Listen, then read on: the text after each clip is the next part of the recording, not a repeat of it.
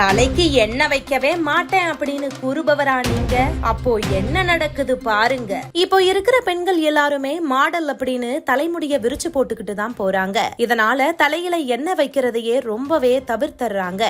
இதனால பல்வேறு இன்னல்களை பெண்கள் சந்திக்க நேரிடும் அப்படிங்கிறது அவங்களுக்கு தெரியவே இல்ல. பொதுவா முடிக்கு எண்ணெய் வைக்கிறது நம்மளோட உடலோட சூட்டை குறைக்க உதவுது. இப்படிப்பட்ட எண்ணெய எந்த நேரத்துல எப்போது வைக்கணும் அப்படிங்கறத இந்த பதிவுல பார்க்கலாம்.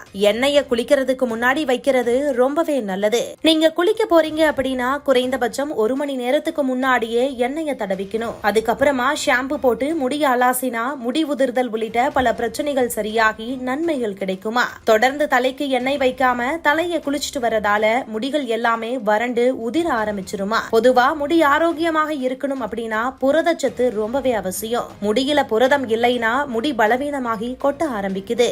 பொதுவாவே முடிக்கு மற்ற எண்ணெய்களை விட தேங்காய் எண்ணெய் பயன்படுத்துறது கூடுதல் பாதுகாப்பானது. இது புரதச்சத்து குறைபாட்டை சரி செய்யுதா. முடிக்கு ஷாம்பு போடுறதுக்கு 1 மணி நேரத்துக்கு முன்னாடியே தலைமுடிக்கு தேங்காய் எண்ணெய் வச்சு குளிக்கிறது வளர்ச்சியை மேம்படுத்துதா. தினமும் முடிக்கு எண்ணெய் வைக்கிறப்ப ரத்த ஓட்டம் அதிகரிச்சு முடி வளர்ச்சியை அதிகப்படுத்துது. இது முடியோட வேர்களுக்கு ஆக்சிஜன் மற்றும் ரத்த விநியோகம் உள்ளிட்டவற்றை மேம்படுத்துதா. இதனால முடி கொற்றதை தவிர்க்க முடியும்னு சொல்றாங்க.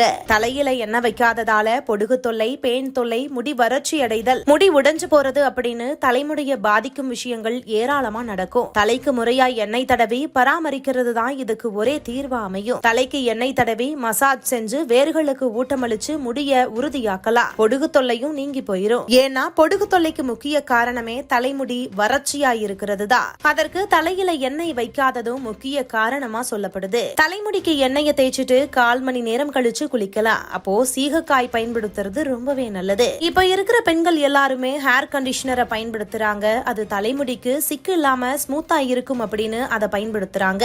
ஆனா அதுல எந்த பலனுமே இல்ல.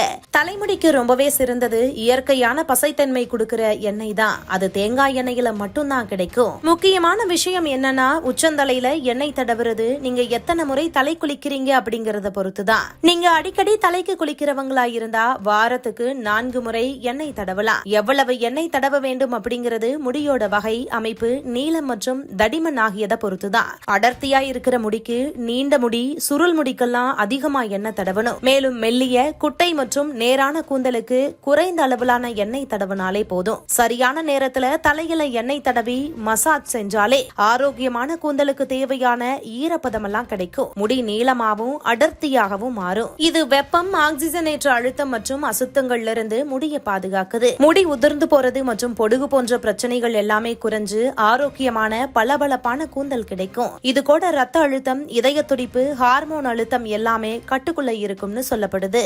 இது போன்ற முக்கிய நிகழ்வுகள், அரசியல் தகவல்களை ஆழமாக மாறுபட்ட கோணத்திலும் அறிந்து கொள்ள மறக்காமல் பாரத் மெயில் 24 பக்கத்தை பின்பற்றிக் கொள்ளுங்கள். உங்கள் ஒவ்வொரு ஆதரவும் இது போன்ற பல நிகழ்வுகளின் பின்னணியை அறிய உதவும்.